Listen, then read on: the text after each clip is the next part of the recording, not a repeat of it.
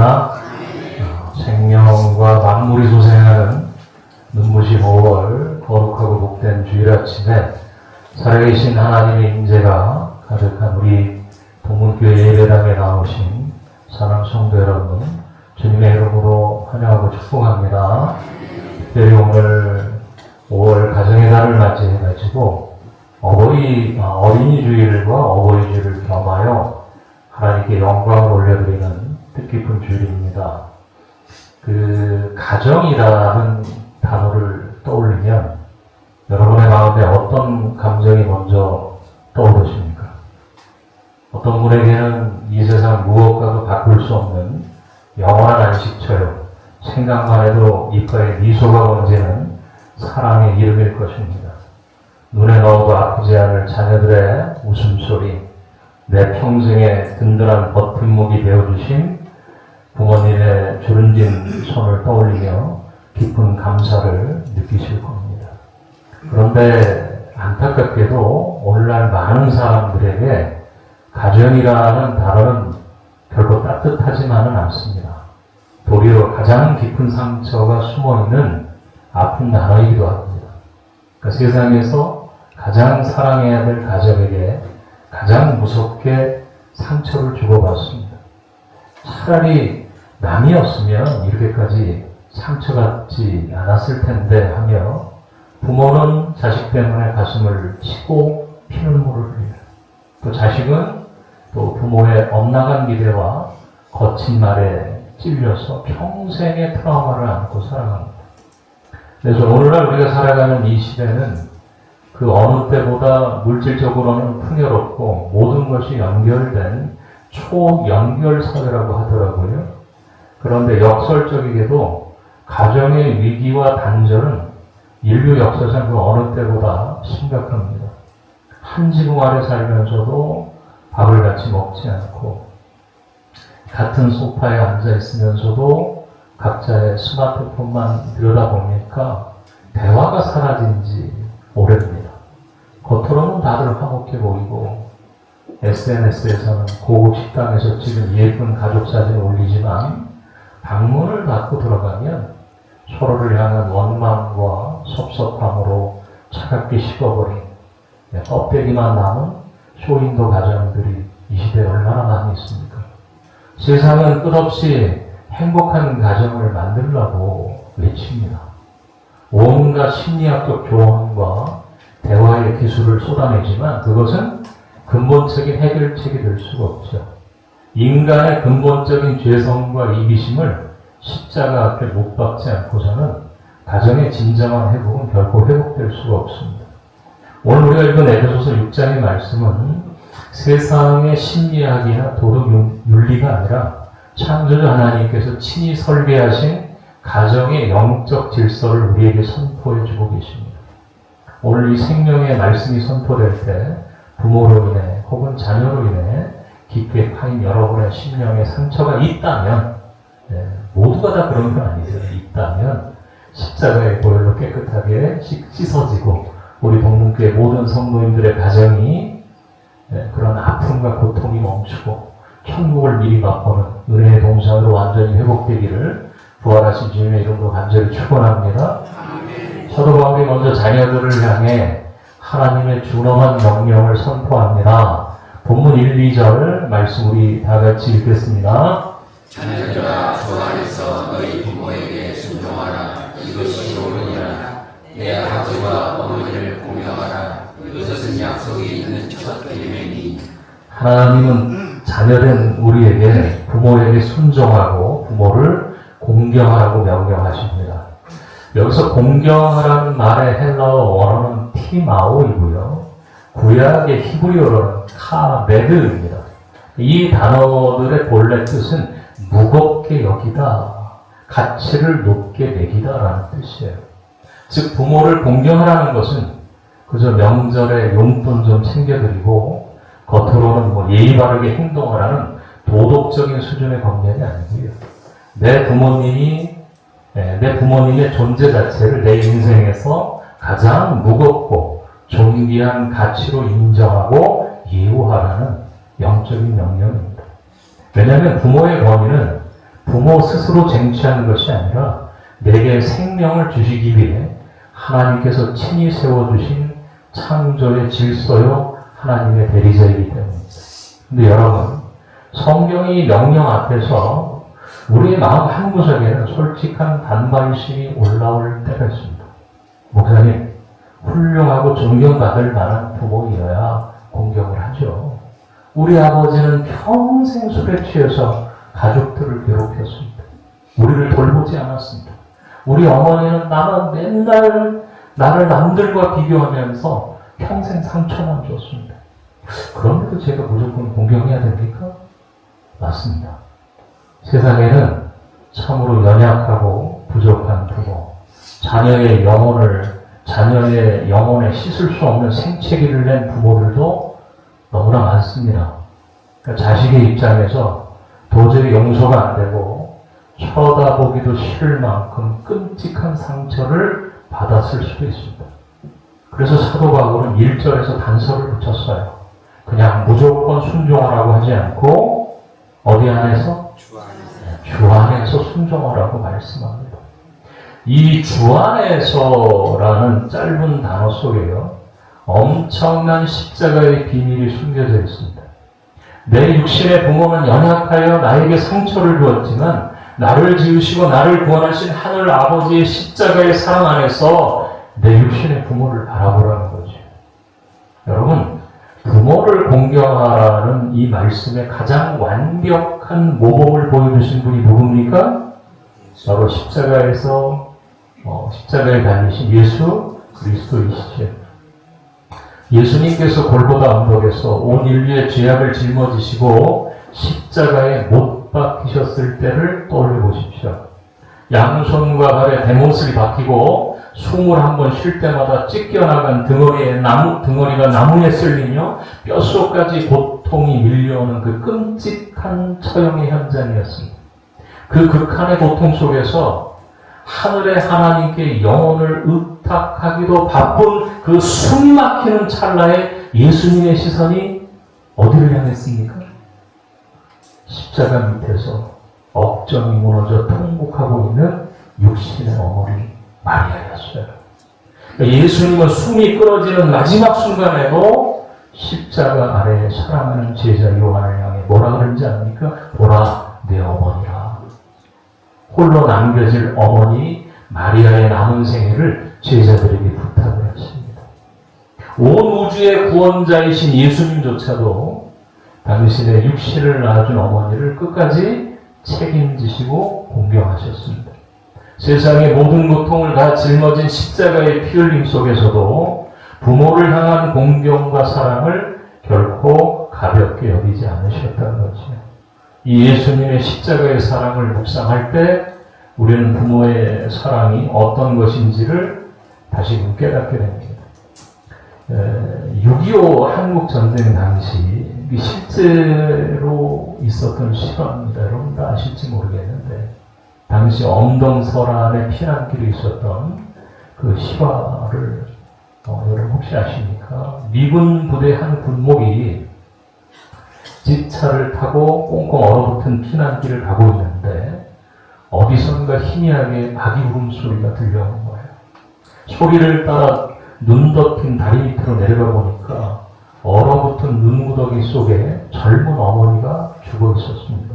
그런데 놀랍게도 그 싸늘한 여인의 품 안에서 갓난아이가 살아서 꼬물거리면서 울고 있는 거예요.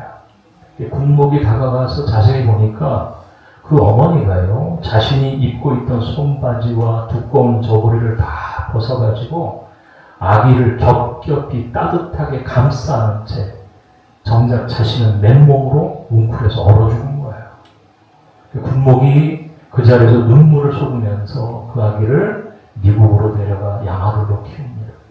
세월이 흘러 훌륭한 청년으로 자란 아들은 양아버지에게서 자신의 출생에 얽힌 이야기를 듣게 돼요. 그리고 몹시 추운 어느 겨울날 자신을 대신해서 얼어 죽은 어머니의 무덤을 찾아서 한국으로 옵니다. 무덤 앞에 선 청년은 꽁꽁 언 눈밭에 엎드려 통곡을 해요. 그리고 자신이 입고 있던 두꺼운 외투를 훌렁 벗어가지고 어머니의 무덤에 덮으면서 이렇게 울부짖었어요. 어머니, 나를 살리시려고 그 추운 겨울날 옷을 다 벗으시고 얼마나 추우셨습니까? 어머니, 저를 용서해 주세요. 여러분, 이것이 바로 부모의 사랑이죠. 내 뼈를 깎고 내 살이 찢어져서라도 자식을 살리려는 그 맹렬한 희생, 그것이 바로 저와 여러분을 이 땅에 존재하게 한 부모님의 십자가 같은 사랑입니다. 비록 내 육신의 부모가 완벽하지 못해서 때로는 거친 말과 서툰 표현으로 내 마음에 씻을 수 없는 상처를 주었을지 모릅니다. 때로는 세상의 다른 부모들처럼 나를 풍족하게 뒷바라지해주지 못했을 수도 있습니다. 하지만 여러분이 지금 이 자리에 살아 숨쉬고 존재한다는 그 사실 하나만으로도 여러분의 부모님은 이미 자신의 청춘과 진액을 다 쏟아부어 여러분의 생명을 지켜낸 거예요. 이 어머니의 희생을 깨달은 아들이 평생토록 어머니의 무덤을 향해 엎드려 감사하듯 십자가의 은혜를 아는 자녀는 부모의 허물과 상처 너머에 있는 그 피 묻은 희생의 흔적을 볼 줄 아는 사람입니다. 세상 사람들은 부모가 내게 무엇을 물려주었느냐 따지면서 부모의 가치를 계산하지만 그리스도인들은 다르죠. 나에게 생명을 주기 위해 자신의 모든 것을 내어준 그 희생 하나만으로도 부모는 우리의 무한한 공경을 받으시기에 합당하신 분들이다. 하나님의 은혜가 아니면요, 우리는 한순간도 살아갈 수 없는 불쌍한 인생일 뿐입니다. 완벽해서 공경하는 게 아니에요. 내가 이 땅에 태어나게 하신 하나님의 폭로이기에 우리가 무겁게 여기는 거예요. 여러분의 부모님이 아직 살아계신다면 이번 어버이날에 그저 의무감으로 카네이션 하나 달아드리는 것으로 끝내지 마시고, 아버지 어머니 저를 낳아주셔서 감사합니다. 부족한 저를 길러주셔서 감사합니다. 이 따뜻한 말 한마디를 온 마음을 다해 전하시기를 바랍니다. 십자가의 용서와 사랑으로 부모의 권위를 무겁게 인정하는 자녀들에게 하나님은 3절의 약속대로 뭐라 그래요? 내가 잘되고 땅에서 장수하리라. 하늘 신령한 복을 넘치도록 부어주실 줄로 믿습니다. 자, 이제 말씀의 화살표는 부모님을 향합니다. 4절 상반절 말씀인데 한번 읽을까요? 또 아니더라. 자, 여기까지. 사도 바울은 당시 가부장적인 권위가 하늘을 찌르던 로마 시대의 아버지들을 향해 아주 충격적인 말씀을 던집니다. 자녀를 뭐하게 하지 마라? 화나게 하지 마라. 이 말씀을 오해하시면 안 돼요. 자녀가 해달라는 대로 다 해주고 오냐오냐 하면서 버릇없이 키우라는 뜻이 결코 아닙니다. 잘못된 길로 갈 때는 성경적인 징계와 또 엄한 꾸짖음이 반드시 필요합니다. 그렇다면 자녀가 언제 노여워합니까? 언제 부모에게 깊은 분노를 느끼고 마음의 문을 닫아버립니까? 첫 번째는 부모가 자신의 감정과 혈기를 통제하지 못하고 자녀에게 폭발할 때입니다. 밖에서 받은 스트레스를 애꿎은 자녀에게 화풀이하고 일관성 없는 잣대로 윽박지를 때 자녀의 영혼은 파괴됩니다. 아니, 어제는 괜찮다고 해놓고 오늘은 왜 똑같은 일로 불같이 또 저렇게 또 화를 내실까? 그러니까 부모의 기분과 감정이 집안의 법이 되어버리면요, 자녀는 부모를 공경하는 것이 아니라 무서워합니다. 부모의 눈치만 보는 비겁한 사람으로 자라게 됩니다. 둘째는 부모의 채워지지 않는 욕망과 탐욕을 자녀에게 강요할 때지요. 이것이 오늘날 우리 한국교회 부모들이 가장 깊이 회개해야 될 무서운 우상숭배입니다. 우리가 은연 중에 내가 못다 이룬 꿈, 내가 겪었던 가난과 학력의 서름을 내 자식이 대신 갚아주었으면 그럼 탐욕을 가슴에 품고 자녀를 압박합니다. 너 좋은 대학 가야 돼. 무조건 돈 많이 버는 직업 가져야 돼. 네가 잘 돼야 내 체면이 살지. 이거는 자녀를 사랑하는 게 아니에요. 자녀를 내 성공의 트로피로 액세서리로 이용하려는 지독한 이기주의입니다. 그러니까 하나님께서 내게 잠시 맡겨주신 하나님의 거룩한 소유를 내 소유물로 착각하고 쥐고 흔드는 영적 교만이죠. 그거 내 거 아니에요, 여러분. 자녀의 교유와 은사와 기질을 무시한 채 세상의 성공이라는 획일화된 잣대로 끊임없이 남의 집 자식과 비교하면서 윽박지를 때 자녀의 가슴 속에는 부모를 향한 분노와 좌절감이 첩첩히 쌓입니다. 셋째는 신앙의 위선이에요. 겉과 속이 다른 부모의 이중적인 모습을 볼 때입니다. 성경에 나오는 위대한 성군 다윗을 보십시오. 다윗은 골리앗을 쓰러뜨린 믿음의 용사였고 하나님 마음에 합한 사람이었으며 이스라엘 역사상 가장 훌륭한 왕이에요. 그러나 그 위대한 다윗조차도 아버지로는 철저하게 실패했습니다. 그의 아들 암논이 이복 동생 다말을 범하는 끔찍한 죄를 저질렀을 때 다윗은 겉으로만 화를 냈어요. 아버지로서 아들의 죄를 하나님의 공의로 단호하게 징계하지 않았습니다. 그리고 동생의 억울함을 목격한 아들 압살롬이 분노하여 살기를 품고 있었음에도 심지어는 죽였음에도 불구하고 다윗은 그 아들을 영적으로 품어주거나 성경적으로 훈계하지 않고 그냥 방치해버렸어요. 왕으로서 국가의 일에는 그토록 철저했던 다윗이 집안의 영적인 질서를 세우는 데는 너무나도 무능력하고 회피했습니다. 결국 그 결과가 어떻게 됐습니까? 침묵과 방치 속에서 부모를 향해 끝없이 노여움을 키워갔던 아들 압살롬이 훗날 칼을 뽑아가지고 아버지 다윗의 등에 칼을 뽑는 반역자가 되지 않습니까? 아버지의 위선과 영적인 직무유기가 그 아들을 괴물로 만들어버린 거예요. 오늘날 우리도 마찬가지입니다. 주일에는 교회에 와서 세상에서 제일 거룩한 집분자처럼 예배하고 찬양하는데 집에만 돌아가면 다윗처럼 자녀의 영적 상태는 무관심한 채 세상 사람들보다 더 그냥 돈 그냥 남을 혼나하고 때로는 그냥 술에 취해가지고 그냥 너 교회 잘 다녀 너 신앙생활 잘해야 돼 그러면서 그냥 술에 취해가지고 그러면 십자가의 은혜는 온데간데 없고 그냥 또 술 먹고 헐기고 또 싸우고 그 모습을 자녀들이 가장 먼저 알아챕니다. 아이고 우리 아버지는 우리 엄마는 저렇게 주일날 교회를 가는데 우리 엄마 아빠가 믿는 예수는 가짜구나. 교회는 자기들끼리 모여서 그냥 위선 떠는 곳이구나. 말로만 교회 다녀라. 주일 성수해라. 기도해라. 성경 읽어라. 윽박 지르고 정작 부모 본인은 말씀 앞에 철저하게 엎드리지 못하는 모습을 단 한 번도 보여주지 않고 그럴 때 자녀들이요 하나님을 향한 마음의 문을 굳게 닫아버립니다. 그리고 노예로하는 거예요. 그 얘기입니다. 자녀를 노엽게 하지만 사랑하는 여러분 저를 포함해서 우리 중 그 누구도 하나님 앞에서 완벽한 부모는 없어요. 우리 모두 실수투성이고 내 혈기와 탐욕 때문에 사랑하는 자녀들의 마음에 크고 작은 못을 박으면서 살아온 연약한 죄인들입니다. 오늘 이 시간 강단에서 선포되는 말씀 앞에 우리의 끔찍한 교만과 위선을 다 내려놓고 회개할 수 있기를 바랍니다. 하나님, 제가 자식을 내 마음대로 통제하려고 했습니다. 세상의 가치관으로 아이들을 짓누르고 신앙의 본을 보여주지 못한 채 위선적인 뒷모습만 남겼습니다. 이 악한 부모를 십자가의 보혈로 용서해 주시옵소서.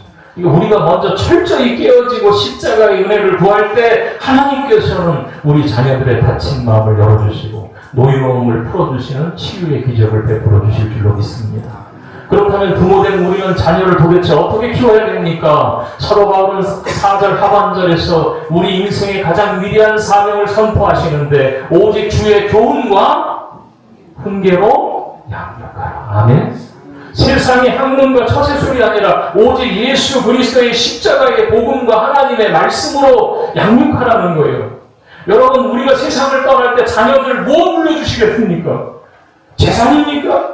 아니면 떵떵거리는 명예입니까? 여러분이 아무리 많은 통장의 잔고와 멋진 아파트를 물려준다 한들 자녀의 심령 속에 예수가 없다면 그 인생은 결국 영원한 지옥불에 떨어질 가장 불쌍한 인생이 되고 마는 거예요. 한국 사회는요, 자녀 교육에 있어서 세계 그 어느 나라도 따를 수 없는 맹렬한 열정을 가지고 있습니다. 강남의 유명 학원에 보내려고요. 유명 학원도 아니에요. 유치원 보내려고요. 부모가 그 전날부터 줄을 서요. 아이들의 성적을 1점이라도 올리기 위해서 수백, 수천만 원의 사교육비를 아낌없이 쏟아붓습니다.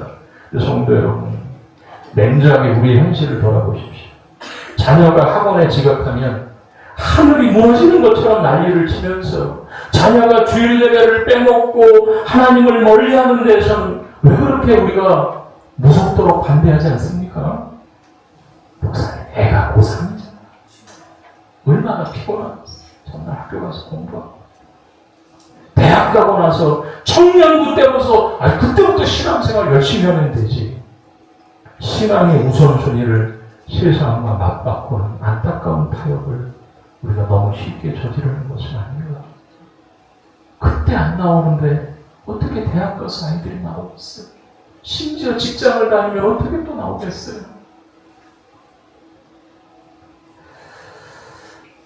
여러분, 대학 입시가 구원을 보장합니까?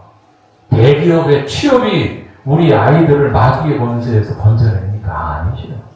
오직 부활하신 예수 그리스도의 생명만이 우리의 자녀들을 살릴 수가 있는 거예요. 여러분, 나중에 제가 항상 새벽에 가끔가다 그 말을 해요. 우리 지금 스갈렛에서 하고 있는데, 우리의 믿음의 대가 나에서 끊어진다. 그런 생각 해보셨어요? 믿음의 대가, 이 믿음이 내 안에서 이제 끊어진다. 어떻게 될까? 생각해 보셨어요? 그러면 안 되잖아요. 내 아이의 가슴 속에 예수의 피가 묻어있게 하는 것, 이것이 부모가 이 땅에 존재하는 유일한 목적이고 가장 위대한 사명입니다.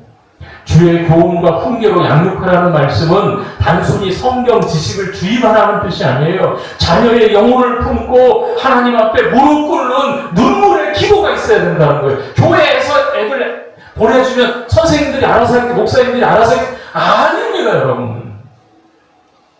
기독교 역사상 가장 위대한 신학자로 꼽는 어거스틴 아십니까? 그가 젊은 시절에요, 이 어거스틴이 그 이단 종교인 마니교에 깊이 빠졌고요, 사생활을 낳을 정도로 쾌락과 타락의 늪에 살던 아주 구제불능한 방탕아예요. 아주 버려진 자식. 누가 봐도 완전히 망해버린 인생, 버려진 자식이었어요. 그런데 하지만 그의 어머니 모니카가요, 자식을 절대 포기하지 않아요. 매일매일 눈물로 재단을 적시며 아들의 영혼을 위해서 하나님께 매일마다 부르짖었어요. 견디다 못한 모니카가 암브로시스 감독을 찾아가면서 울며 매달립니다. 그때 감독이 그녀에게 이렇게 말해요. 안심하십시오. 눈물로 기도한 자식은 결코 망하지 않습니다. 아멘? 믿으십니까? 어머니의 그 처절한 기도의 눈물이 하늘보좌를 움직여요. 결국 탕자 어거스틴이 로마서를 읽다가 성령의 강력한 불을 받고 회심을 해가지고 기독교 역사를 뒤바꾼 위대한 성자가 돼요. 그래서 성 어거스틴이 돼요. 사랑하는 여러분, 지금 여러분의 자녀가 엇나가고 있습니까?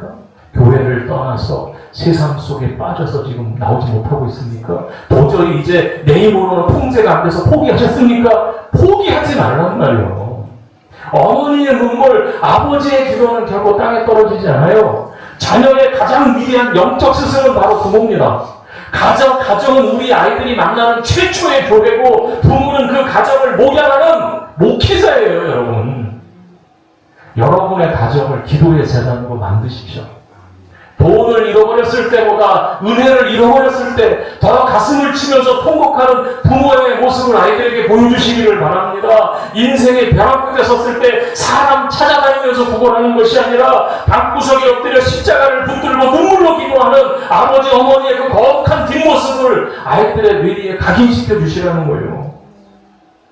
우리 아빠는, 우리 엄마는 돈보다 예수님을 더 사랑합니다. 우리 엄마는 세상의 그 어떤 스펙보다 예배의 자리를 더 귀하게 여기는구나. 이 확신이 자녀들에게 뼛속 깊이 새겨질 때 비록 그 아이가 세상에서 조금 뒤처지는 것 같아 보일지라도, 때로는 탕자처럼 방황하는 길로 돌아선다 할지라도 부모가 심어놓은 그 눈물의 기도와 십자가의 유산이 결국 그 아이를 세상이 감당하지 못할 믿음의 거장으로 견인해낼 줄로 굳게 믿습니다. 그 중에 한 사람이 바로 저이기도 하고요. 여러분, 오늘 우리는 육신의 가족을 뛰어넘어 또 하나의 위대한 영적 가족에 대해서 생각을 합니다. 바로 이 땅에 하나님께서 친히 핏값으로 세우신 교회예요. 예수님께서 십자가를 지시기 전 밖에서 육신의 어머니와 동생들이 찾아왔다는 말을 들으셨을 때 주님은 참된 가족의 의미를 완전히 이렇게 새롭게 정의하셨는데, 마가복음 3장에 보면 예수님은 주위에 둘러앉은 무리들에게 보면서 이렇게 선포하십니다. 내 어머니와 내 동생들을 보라. 누구든지 하나님의 뜻대로 행하는 자가 내 형제요 자매요 어머니니라. 이 땅의 육신의 가족은 100년을 채 넘기지도 못하고 이별해야 되지만 예수 그리스도의 피를 나누고 하나님의 뜻대로 살아가는 우리 영적인 가족은 영원한 천국에서 영원토록 함께 살아갈 진짜 가족입니다. 우리 동문교회 안에는 참으로 다양한 세대가 함께 어우러져서 예배를 드립니다. 육신의 자녀가 곁에 없어 외롭게 노년을 보내시는 분들도 계실 거고요. 남모를 사정과 아픔을 가슴에 묻은 채 각자 예배 자리를 지키시는 분들도 계실 거예요. 하지만 여러분, 예수 그리스도의 십자가의 보혈로 구원받은 우리는 혈육을 뛰어넘는 위대한 영적 한 가족임을 잊지 마시기를 바랍니다. 우리 교회 주일학교를 뛰어다니는 저 어린아이들은 누구의 자식이 아니에요. 바로 우리 모두의 자녀고 우리가 함께 눈물로 기도하며 길러내야 될 하나님의 다음 세대들입니다. 저는 우리의 교회에 연로하신 장로님, 권사님들 또 믿음의 선배님들을 볼 때마다 가슴 깊은 곳에서 존경과 감사가 우러나와요. 내년은 우리 교회가 설립 30주년을 맞이합니다. 30년 전 교회 설립 때부터 지금까지 변함없이 한결같은 마음으로 교회를 아끼고 사랑하며 동문교회의 든든한 버팀목이 되어주신 여기 계신 우리 믿음의 선배님들이 계셨기 때문에 오늘 우리 교회가 이렇게 아름답게 서 있을 수 있는 거예요. 이제 우리가 믿음의 선배님들이 하셨던 가장 위대한 사역이 남아있습니다. 그것이 바로 교회 안의 젊은 세대와 어린아이들을 위해 축복하며 영적인 부모가 되어줘야 되는 거예요. 예배당에서 마주치는 우리 교회의 소망이자 미래 소망의 청년들, 우리 또 어린아이들 볼 때마다 한 번 더 따뜻하게 품어주시고 예수의 마음으로 넉넉히 사랑해 주시기를 바랍니다. 험한 세상 속에서 치열하게 살아가는 우리 아이들, 청년들 지친 어깨를 여러분 좀 다독여 주시고 교회를 누비고 자라나는 저 어린아이들 믿음의 축복을 듬뿍 흘려보내 주실 때 그 따뜻한 사랑이 우리의 다음 세대를 영적인 거인으로 길러내는 거예요. 우리 교회 모든 어르신이 젊은이들의 든든한 영적 부모가 되어주시고 모든 청년과 주일학교 아이들이 어르신들을 주님의 사랑 안에서 깊이 존경하며 섬길 때 우리 광주 동문교회는 세상의 그 어떤 환난과 사단의 시험이 닥쳐와도 결코 무너지지 않는 십자가의 은혜가 흐르는 거룩한 영적 가문이 될 줄로 굳게 믿습니다. 말씀을 냈지요. 미국의 유명한 기독교 교육학자 하워드 핸드릭스 교수가 이렇게 말합니다. 가정은 천국의 예고편이 되거나 지옥의 예고편이 된다. 지금 여러분의 가정은 어떤 예고편을 상영하고 있습니까? 세상과 돈과 성공, 내 알량한 자존심을 우상으로 모시고 서로를 찌르고 상처내는 지옥의 예고편을 찍고 있는 건 아닙니까? 아니면 서로의 연약함을 불쌍히 여기면서 십자가의 사랑으로 품어주는 천국의 예고편을 상영하고 계십니까? 내 힘과 내 의지로는 내 가정을, 내 자녀를, 내 부모를 변화시킬 수가 없어요. 인간의 결심은 작심삼입니다. 오직 내 심령 안에 부활하신 예수 그리스도께서 찾아오시고 성령의 권능이 폭포수처럼 부어질 때만 가능한 기적임을 믿습니다. 그래서 오늘 이 시간 가정에서 구경꾼의 자리를 박차고 일어나시기를 바랍니다. 여러분 세상에 핑계대지 마시고요. 십자가의 은혜로 부모님의 연약함을 품고 주 안에서 무겁게 공경하시기를 바랍니다. 부모 여러분 내 알량한 탐욕과 위선을 찢어버리고 자녀의 가슴에 세상의 스펙이 아니라 예수 그리스도의 피 묻은 십자가를 깊이 새겨주시기를 바랍니다. 우리의 가정의 주인은 내가 아니에요. 예수 그리스도를 온전히 모셔드릴 때 팍팍하고 숨막히던 우리의 가정이 상처와 엉망으로 얼룩졌던 우리의 관계가 십자가의 보혈로 치유되고 회복되어 세상이 감당하지 못하는 영광스러운 하나님의 성전으로 변화될 줄로 믿습니다. 기도하겠습니다. 살아계시고 역사하신 하나님 아버지, 오늘 가정의 날을 맞아 우리에게 주신 생명의 말씀 앞에 엎드립니다. 하나님께서 우리에게 가장 아름다운 선물로 가정을 주셨지만 우리는 내 알량한 이기심과 탐욕으로 서로에게 씻을 수 없는 상처를 주며 정말 고통 같은 삶을 살아왔음을 가슴치며 회개합니다. 부모의 권위를 가벼이 여기고 내 마음대로 살았던 자녀들의 불순종을 십자가의 보혈로 씻어 주시옵소서. 자녀를 내 소유물로 착각하며 윽박지르던 세상의 성공이라는 헛된 우상을 강요하며 자녀들의 가슴을 모욕게 했던 부모들의 끔찍한 교만과 미선, 다윗과도 같았던 방관의 죄를 십자가 앞에 온전히 엎드려 회개하오니 용서하여 주옵소서. 치유 회복해 주님, 이제 우리 광주 동문교회 성도들이 가정마다 성령의 불을 내려 주시옵소서. 우리의 가정과 가문이 돈과 스펙을 물려주는 세속적인 가문이 아니라 예수 그리스도의 피 묻은 복음을 생명처럼 물려주는 위대한 믿음의 명문 가문이 되게 하여 주옵소서. 부모는 모니카처럼 포기하지 않는 기도의 눈물로 자녀를 양육하고 자녀는 주 안에서 부모를 무겁게 공경하며 우리 성도들의 모든 가정이 이 험한 세상 속에서 천국을 미리 맛보는 은혜의 동산이 되게 하옵소서. 또한 우리 광주동문교회가 피를 나는 육신의 가족을 뛰어넘어 서로를 눈물로 품어주고 기도해주는 위대한 영적 가족으로 든든히 서게 하옵소서. 그러하여 세대와 세대가 손을 맞잡고 거친 세상을 향해 생명의 복음을 당당하게 선포하는 십자가의 군병들로 우리 모두를 사용하여 주시옵소서. 우리의 참된 안식이 되시며 영원한 소망이 되시는 우리 주 예수 그리스도의 이름으로 간절히 축복하며 기도하옵나이다.